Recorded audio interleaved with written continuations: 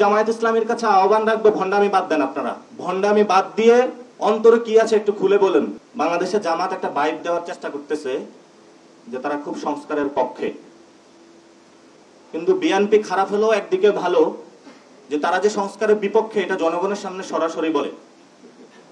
আর জামায়াত হলো এমন যে মনে ওরা সংস্কারের বিপক্ষে, মুখে তারা বলে সংস্কারের পক্ষে। আমরা এখনো সুপারিশমালার কোনো সমাধান করতে পারি নাই, প্রস্তাব আমরা একে নাকি দুয়ে যাবে সেই বিষয়ে সমাধান করতে পারি নাই, আদেশের বিষয়ে কোনো সমাধান করতে পারি নাই। তারা নতুন করে মার্কেটে নিয়ে এসেছে গণভোট। গণভোট হবে, গণভোট হলে তো জামাত যে পার্লামেন্টে 300 সিট পেয়ে যাবে সেটা তো আর বাংলাদেশে হচ্ছে না। আমরা আগেও বলেছি, গণভোটে যদি হ্যাঁ জয় যুক্ত হয় এটা তো বাংলাদেশের জনগণের জয় যুক্ত হবে, এটা তো জামায়াত ইসলামের জয় হবে না। এই জন্য আমরা জামায়াত ইসলামের কাছে আহ্বান রাখবো, ভণ্ডামি বাদ দেন। আপনারা ভণ্ডামি বাদ দেন। ভণ্ডামি বাদ দিয়ে অন্তরে কি আছে একটু খুলে বলেন। লোয়ার হাউসে পিয়ার কি একটু সিট বার্গেইনের জন্য, যেটা 4 দলীয় জোটে করেছিলেন ওইটা কি একটু বাড়ানোর জন্য চাচ্ছেন নাকি অন্য কোনো কারণে? গণভোটের প্রশ্ন বা তারিখটা আগে চাচ্ছেন, এটা কি কিছু সিট বাড়ানোর জন্য নাকি অন্য কোনো কারণে? যদি রাজপথে নামতে হয় যৌক্তিক দাবি নিয়ে নামেন। তারা জনগণকে বুঝাতে চাচ্ছে যে আমরা হলো বিএনপির অ্যান্টি, বাংলাদেশকে নতুন একটি জায়গা নিয়ে যেতে চাই।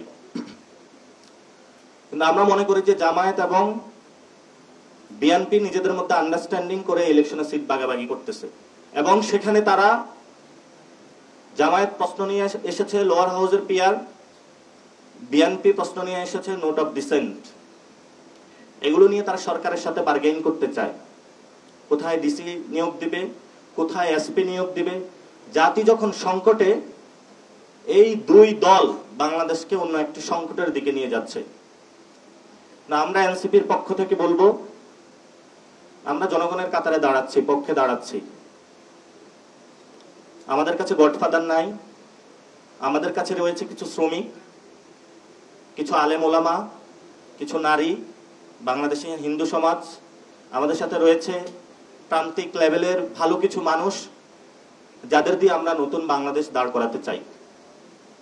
এজন্য জামায়াত ইসলামের প্রতি আমাদের আহ্বান থাকবে, সঠিক জায়গায় কথা বলুন, বেজায়গায় কথা বলিয়েন না। 71ও আপনারা উল্টাপাল্টা কাজ করেছিলেন, 24ও এসে এখন মাথায় ভূত চেপেছে উল্টাপাল্টা কাজ শুরু করেছেন।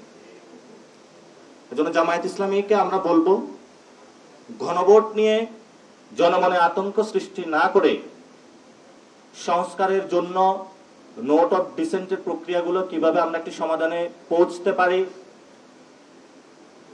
আদেশটা কিভাবে জারি করা যায়, ডক্টর ইউনূস শহীদ মিনারে কখন এসে জারি করবেন, সেই বিষয়ে আপনাদের দাবি তোলা উচিত। আমরা এনসিপির পক্ষ থেকে মনে করি জামায়াত যে দাবিগুলো তুলতেছে, লোয়ার হাউসের পিয়ার এবং গণভোটটা আগে দেওয়া, এগুলো হলো জামাতের বন্ডামি, এগুলো হলো কিছু সিটের বার্গেইনের।